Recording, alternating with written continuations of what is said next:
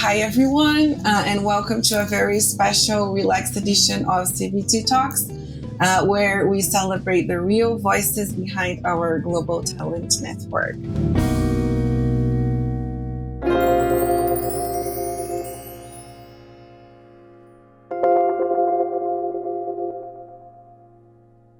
I am Camila Luz, Talent Connector Coordinator at Cross Border Talent, and today we are recreating the energy of our beloved Friday Happy Hour Tacos. It's what is this Happy Hour Taco? You might be asking yourself. It's this magical 30 minutes window that we have every Friday where CBT recruiters from around the world come together. Cameras on, coffee, water, juices, or your drink of choice to share stories and build culture. So today, grab your favorite drink and join us as we talk with two incredible global recruitment mentors, both originally from El Salvador and living the dream as digital nomads. Welcome Wilfredo and Eugénio to our talk today. They have helped hundreds of candidates find global opportunities, and their own journeys are nothing short of inspiring. So, Wilfredo, I'm going to start with you today. Where are you connecting from today? Hello, Camila. Hello, everybody. I'm connecting from Georgia, that is located, it's like a sandwich country, if we can say. In the top is Russia and down is Turkey. So it's like in the frontier between Europe and Asia. So it's very far away from my home country. It's like 13,000 kilometers away. And it has amazing food too. That's wonderful to say. Amazing. And what is one word you could use to describe your view right now? Like what you can see from your window, for example. It's quite interesting because I don't have like mountains. I don't have like sea, even that the beach is like 100 meters from my apartment. But every day I sit outside with my computer, get some sun, drink some coffee, and see the people just going by, because it's another culture, it's Georgian culture.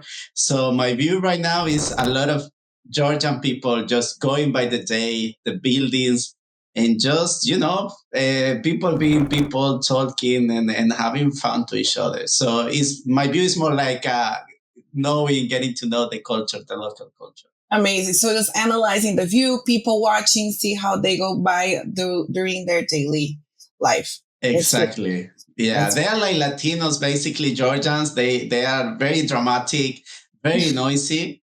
So I have to have right now the windows closed and the air conditioning on, because otherwise we will have a lot of sound on the background, So very, very nice people to get along with, actually. That's really nice. So it makes you feel a little bit closer to home. Yeah. Thank you very much. And I would also like to welcome Eugénio. Welcome, Eugénio. So same questions for you. Where in the world are you today? Are you near a beach, mountains, river, waterfalls? Can you share a little bit with us? Hello, Camila, Wilfredo. Thank you, first of all, for having me. It's a big pleasure to be here talking about my experiences. I'm currently in Spain, in Murcia, which is in the south. I'm close to Cartagena, and I have some family here. I used to study here. I lived here for 2 years in Murcia, where I completed my double degree, and so it's very emotional to be here. It's my last day, and so I just came here to see some friends, visit some old places, some old bars I used to come to when I was younger. And yeah, what I can see from my window, for example, right now I see just a building. I'm right in the middle of downtown. So my view is kind of just a bunch of roofs and buildings. And like Wilfredo said, people passing by, just living their lives. And yeah, it's good. It's a chill vibe. It's very hot right now. It's one of the warmest cities in Spain. So yeah, but I'm also not living here. I'm not so much as a nomad as Wilfredo. I wish we were talking about it recently, going to Georgia. He says it's great and it sounds amazing, to be honest. I've seen some pictures and it looks beautiful. But I'm currently based in El Salvador. I'm just here traveling. Okay, nice. Really nice. Thanks for sharing that with us. So let's move back a little bit here to your home country, right? Because you have been living there, but I know that you have been traveling around during the summer, European summer, because it's winter for you guys now. So what was it like growing up in El Salvador? I don't know which one of you guys would like to start with that question. So growing up in El Salvador was, I mean, I felt like I have a pretty normal childhood.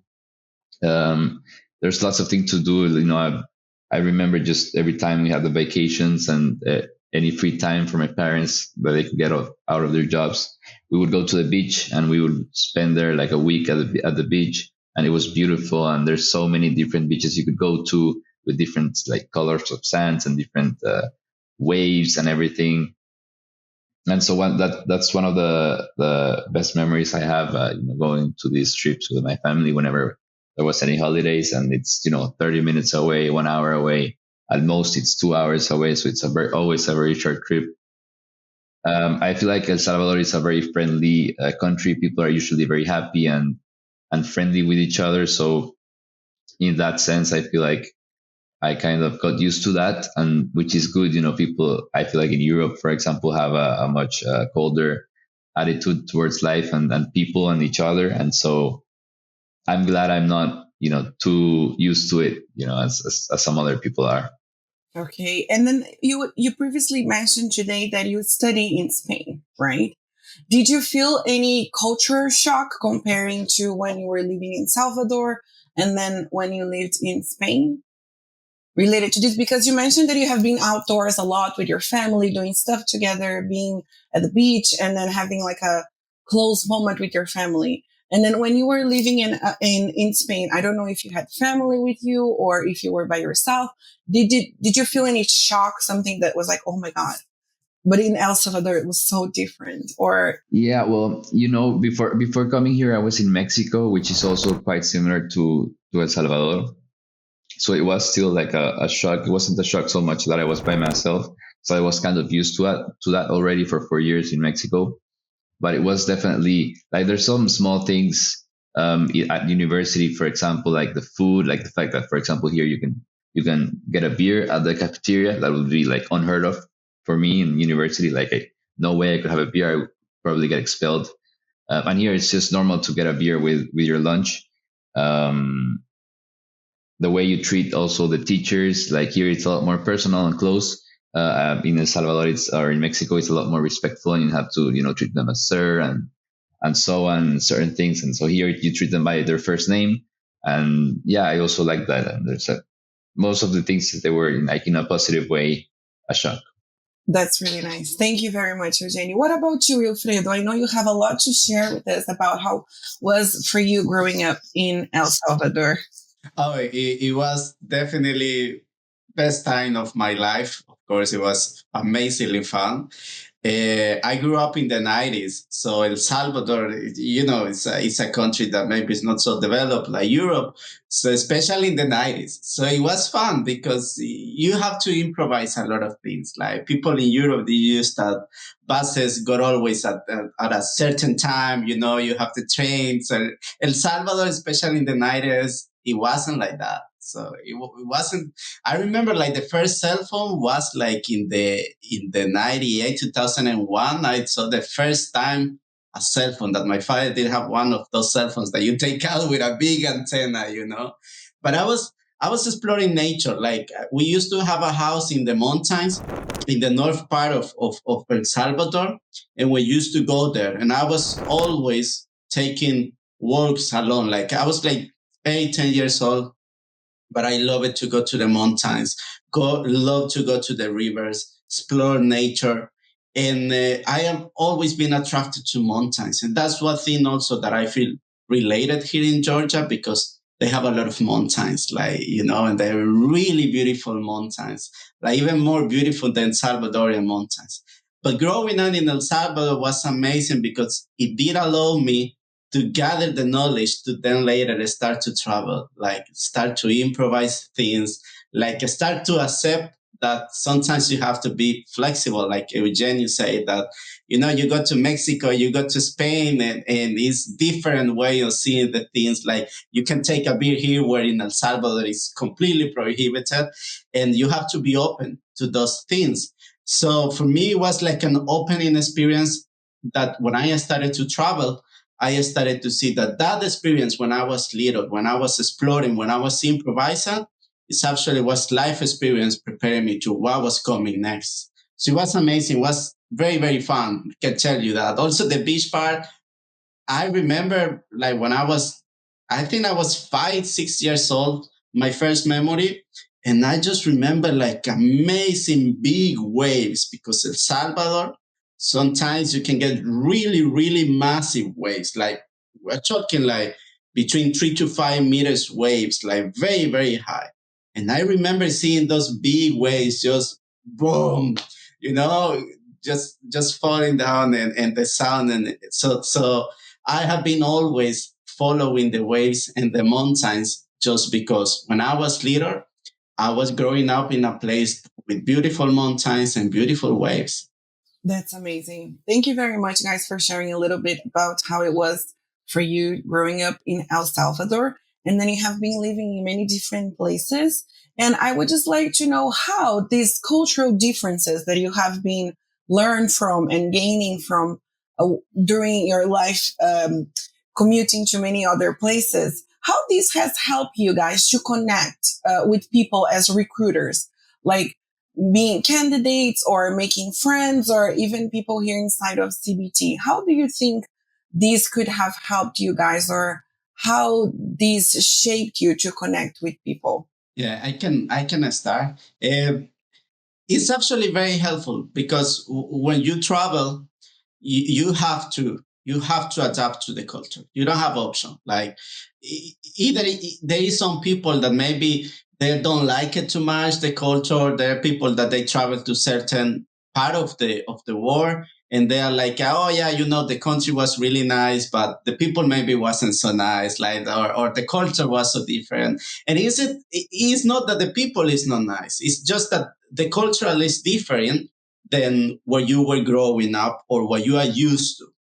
But when you travel and you plan to stay like for a long time, that you're going to study, you're going to live there, you have no option.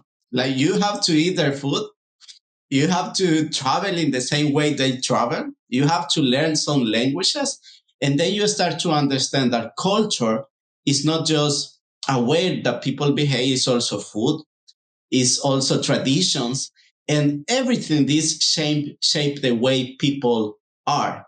So by traveling has helped me a lot in my current position because we interact with people from all around the world.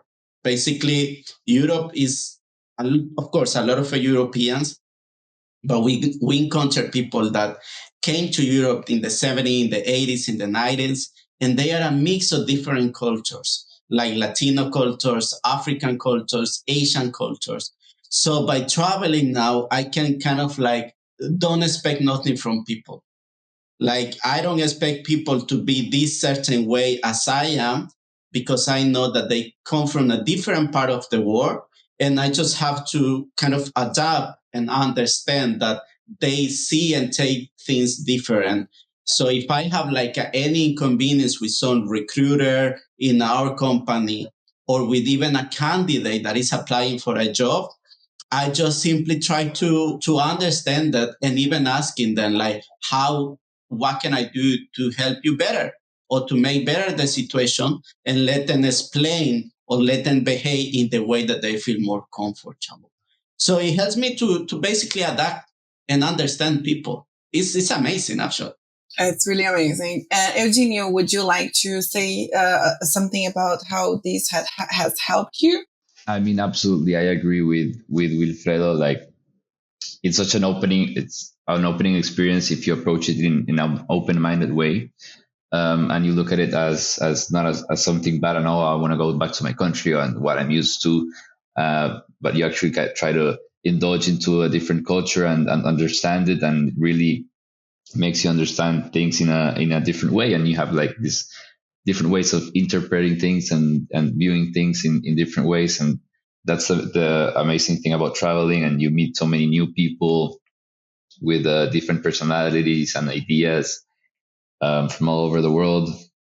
It's amazing. And I think, you know, linking this to CBT, the fact that we are allowed to work remotely and work with so many people from so many different places, and having this freedom to just be where we want, it's amazing. And we have the opportunity, as Wilfredo says, to take advantage of this and use it in a good way, and to connect with candidates in a better way, and understanding them and helping them better and better.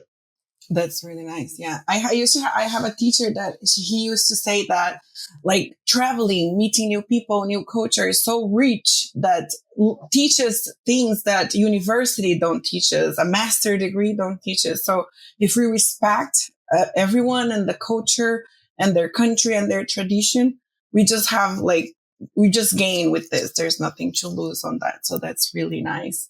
And then as you were speaking about working remotely as a recruiter, how did each one of you guys discover recruitment? Was this a planned career, something that you always wished and desired, or is something that the career found you and surprised you in a way? How was like your start as a recruiter? Could you guys share a little bit about that with us too?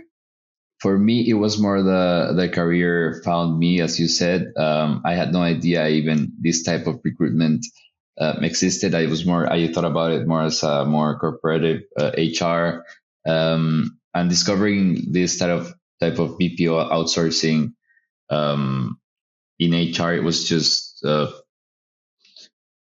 me applying to jobs, and actually, it was before getting my interview with CBT. I had another interview for HR, which was already like surprising for me. I didn't see myself in HR. I studied advertising and communications, and I did study, communications. It's a very broad subject. So I did have a class on HR, but it wasn't anything to do with sourcing or headhunting, definitely. But I do feel like it found me.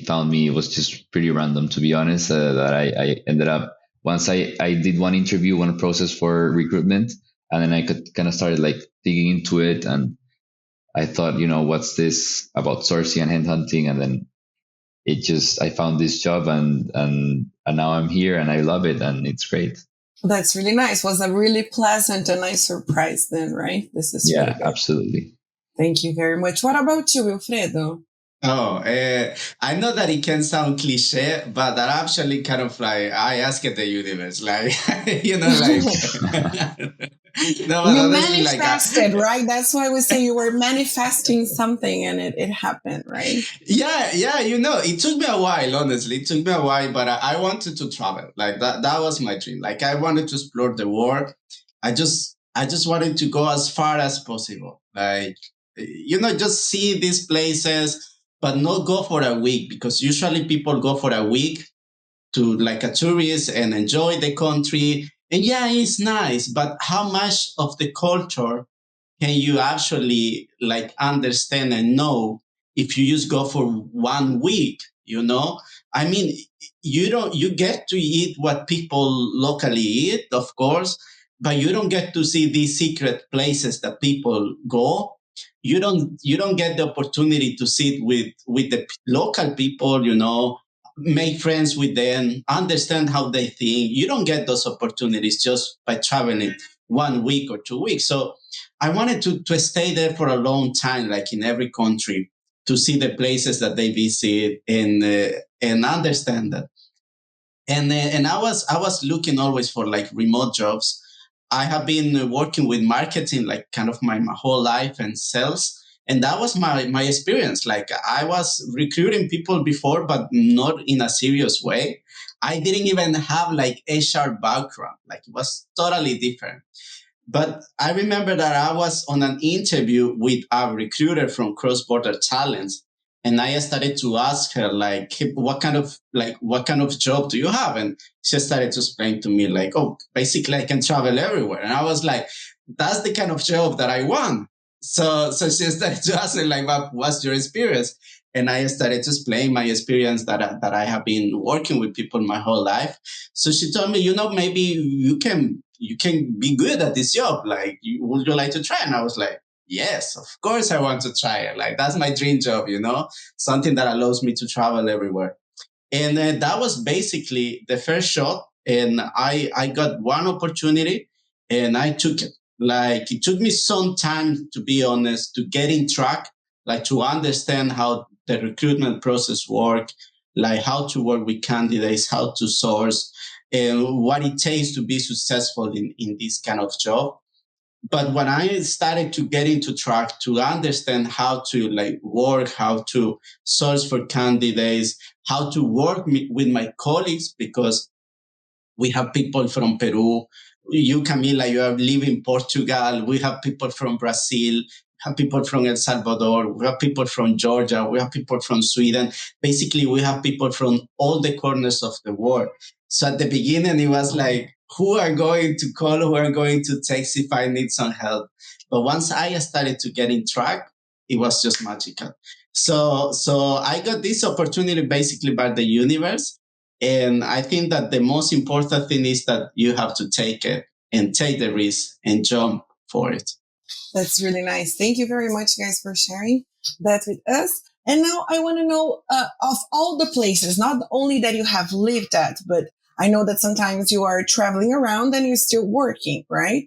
What was your favorite place that you have worked from? Not lived there, but like, let's say, oh, I'm going to do a short trip, as luckily this job allows me to be working from anywhere in the globe. So what was the favorite place you guys have worked from? In a boat, I don't know, or in a park, in a cafe. So can you guys share a little bit? What was the favorite place you guys have been that you worked at? I can start with that.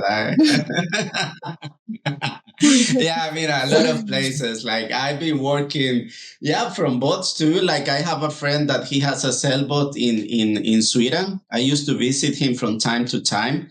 And the last summer, I was staying in Sweden for 1 year. So we used to take the sailboat from in the Swedish archipelago, and I just used to take my computer, and work on the computer and seeing this beautiful sunset. Then also I've been working like in mountains, beaches, but I think that the most magical places that I've been working from is the woods. Like, I feel connection with nature, so I'm always, when I have the opportunity and the time, I take my computer and go and work from the woods. In the middle of the woods, I make a little fire and I just sit over there waiting for the sunset or to get dark and just inspired by the nature. So I think that's the most extreme or magical place that I've been working from. That's really nice. And what about you, Eugénio? How do you get Wi-Fi there? Oh, I was going to ask that too. With the cell phone. Georgia and Sweden, so far, they have very good connectivity. So Spain too.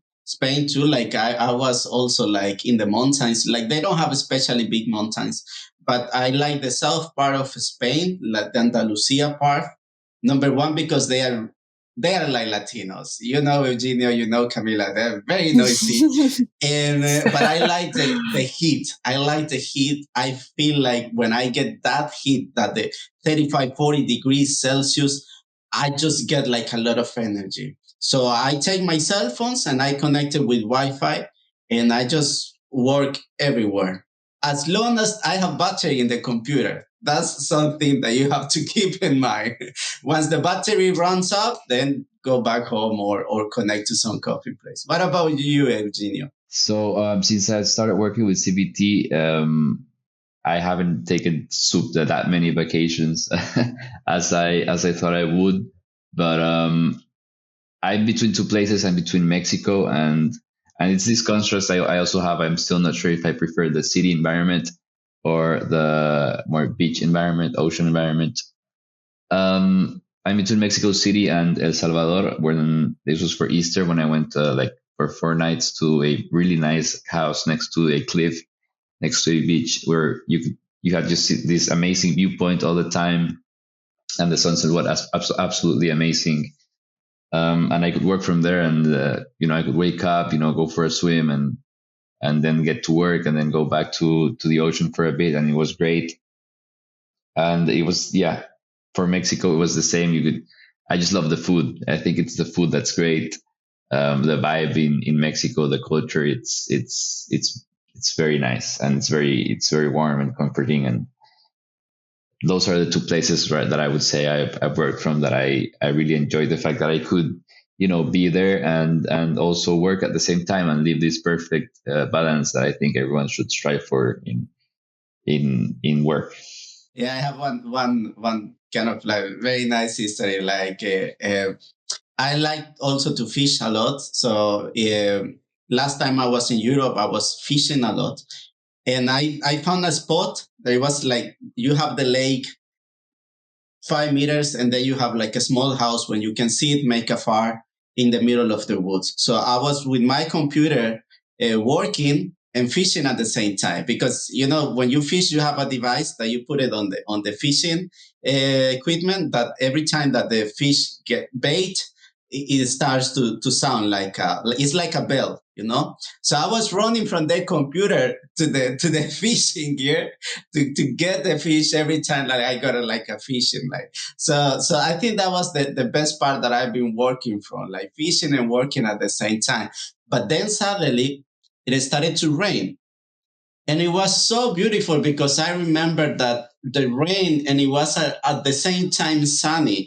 And I just realized that how wonderful is my life and the work that I have, that I can be here working with my computer in the middle of the woods, fishing at the same time, and seeing the rain falling down, and also the sun. So I think that that's the most magical place that I've been working from in my whole life. That's amazing. That's really amazing. So you're literally with one eye in the computer and the other on your fishing pole. That's really nice. That's really, really nice. So I know that you guys are both mentors now here at CBT. You started as remote recruiter, and you guys are mentors now. What is like guiding new recruiters at CBT? Because you are guiding people that are just now starting like you guys did. So how does it feel like guiding them to achieve the same goals you guys had before becoming a mentor? And what is one thing you would always try to pass it on to them that a mentor shared that with you when you started, and then it helped you guys a lot? And what is this one thing also that you shared with them or will share and still sharing? So I don't know which one of you would like to start with this question. So I can start. It's very exciting, to be honest, to be able to. I never thought I would be in this position, mentoring someone. I feel like it was 2 months ago that I started, and that I was still a co-recruiter. But I think it's the main thing I try to pass on to them is sometimes this job can be very stressful in the way that there's a lot of things that are not under our control, and that can be very stressful, and that can get a lot of people to leave early or to not give it a chance. And so I always try to tell them to be proactive. In this job, you also have to be your own boss. So you have to be very responsible with your time management, and basically actually be your own boss, because a lot of people don't actually grasp the concept of being your own boss, that you have to tell yourself to do this and that. And so this is what I try to tell them, to be very organized and have a to-do list, very clear to-do list every day, and how much time you're going to spend on each thing, and do as many submissions as possible, which was the method that got me where I am today. Amazing. Thank you very much, Eugénio, for sharing. What about you, Wilfredo? Oh, I have to say that I'm really thankful that I got a lot of very good mentors at the beginning, people that actually pushed me. And I just copy and paste. I see what successful people is doing well to be successful, and I apply for myself. Now the challenge for me is to also try to teach this to the new recruiters that I have in my team. And I just copy and paste what people teach me, what some of my managers made me to do. They basically at the beginning pushed me to do this. And I'm trying to do the same with the recruiters, teaching them that they have to not give up, that a no is good, to get like 1,000 no is good, that things are going to fail. And like Eugénio said, there are a lot of things that you cannot control. So no worries, just keep doing it. and keep doing it, because if you really want something, you will do it until you get it. So I think that the most important lesson is that for everybody that is watching this or listening this, like if you want to travel the world, want to have a job where you can make a very good income and it gives you the freedom, keep doing it, keep following your dreams, and don't take a no as the end of the world. So fail is good. Be prepared to fail. Be prepared to lose a lot, because if you lose, then you're going to win. We actually lose so we can know what winning feels. So I think that's the most important measures, to never give up and just enjoy. Enjoy your life and enjoy your work. Okay, that's great. Thank you guys for sharing. And we have been talking about where you guys have worked at, lived at, and then you guys just mentioned now submissions and placements, right? Is there a story of a placement that you guys had that really stuck with you? It was either something really emotional. I think, Wilfred, you have a really nice story on that, if I am not wrong, or a funny or something unforgettable. Because if you stop and think, you guys change people's life because you are getting them a job, right? Either is their dream job or either is a job for them to provide for their family or, just to do whatever we need. So this is really important. I'm sure you guys play a really important role in a lot of people's life. But is there anything that, you will never forget what happened or how it happened that you could share with us? Yeah, I think that through this year that I've been working with cross-border talents, it has I've been able to help a lot of people. Like you say, Camila, either to get a job because they need that income, or it's maybe because they want to explore a new country, like moving to Portugal, moving to Greece, moving to Spain, enjoy the nice weather, the food, the culture. But I remember one case in especially was a Swedish candidate that she couldn't find a job. And it was because she did have some kind of troubles with her past.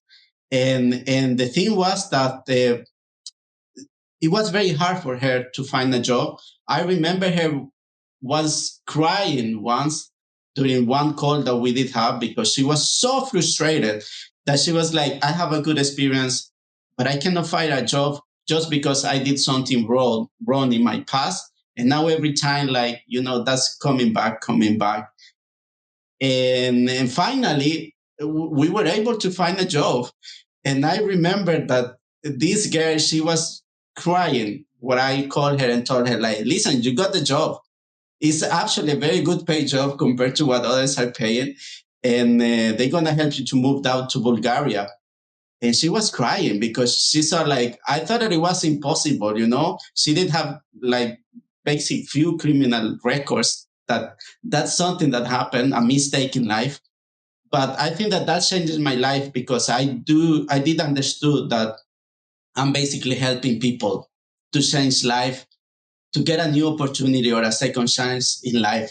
And hearing that candidate crying, it made me realize that I'm changing life. So I'm even more inspiring now with my work to just keep doing it and keep helping people. Thank you. That's really nice. Like, to give people new opportunities, right? That's really, really good. Thank you very much, Wilfredo. And what about you, Eugénio? Do you have something that you could share with us?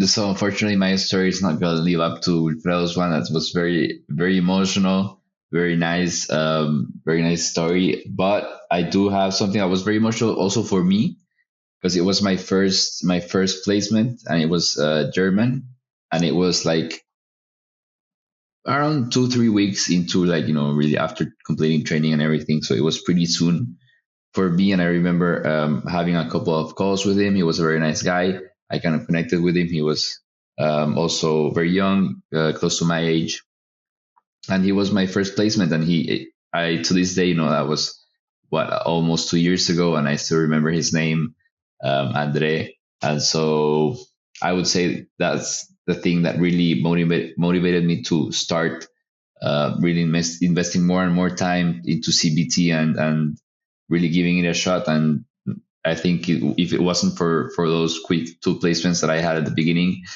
Andrea and Joanna, I'm not sure if I would be here today. So that's very emotional to me. That's really nice. Thank you very much, guys, for sharing.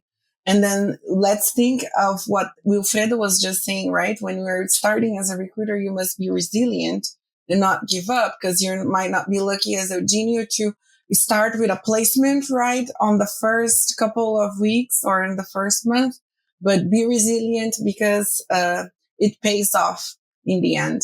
Not only that you will be helping someone to find a new life, a new job, a new place to live. So it's really nice to know all that. And I have one more question for you guys. I wish I could have more time to have more questions with you. But what advice would you give to someone from El Salvador, someone from South America, Central America, or someone anywhere in the globe who dreams of working remotely? Because as you guys already mentioned here today, it's really good that you have this freedom of working from anywhere, but at the same time, you have to be really responsible, because you are your own boss if you think about it, right? So, what advice would give to someone that wants to start working remotely, traveling, and building a meaningful career like you guys, that you guys, let me reinforce this, that you guys started as remote recruiters and nowadays you guys are mentor. What advice would you guys give to someone? So I mean, I have 3 people now from El Salvador in my team. So it's something that I need to, get myself good at. And I feel like I am improving day to day still. But I try to tell them, like I said, in El Salvador, people are very nice and they're usually very charismatic. And so I have a couple of people in my team that are like this, and they're very good at sales because they're very good with people, and they're very good at understanding and listening and talking to them and convincing them. And so I tell them to use these skills to their advantage as much as possible. And also, people here are very hardworking people, and so it's not too difficult to tell a Salvadorian to work hard, because a lot of the time usually they do by default. So my advice is always that, like a little bit of what I said before, to organize yourself, have a good time management, never get discouraged by what life throws at you, and keep on going. Be proactive, be very proactive. Okay, good. Those are really good keywords to give them for advice. Thank you. What about you, Wilfredo? I don't know in what moment in my life, like, somebody told me, or I just realized it, that I can do anything I want in my life. Like, so at some point I wanted to be like certain things, like, and I have achieved everything that I want in my life. Like, honestly, all the dreams that I dream, like I want to do something, luckily, like I am doing it. One is because I work hard and I don't give up. Like, even if sometimes, like Eugénio says, like life throws you negativity or some problems, take it. It's part of the life. It's like a wave. It will wipe out you from time to time, but you will enjoy the time. Believe me, you will enjoy it. And those are the best moments, when you are wiped out and just being crushed like a wave. But the advice that I will give to everybody is to dream big. Like, don't sit in your house and think that it's not possible.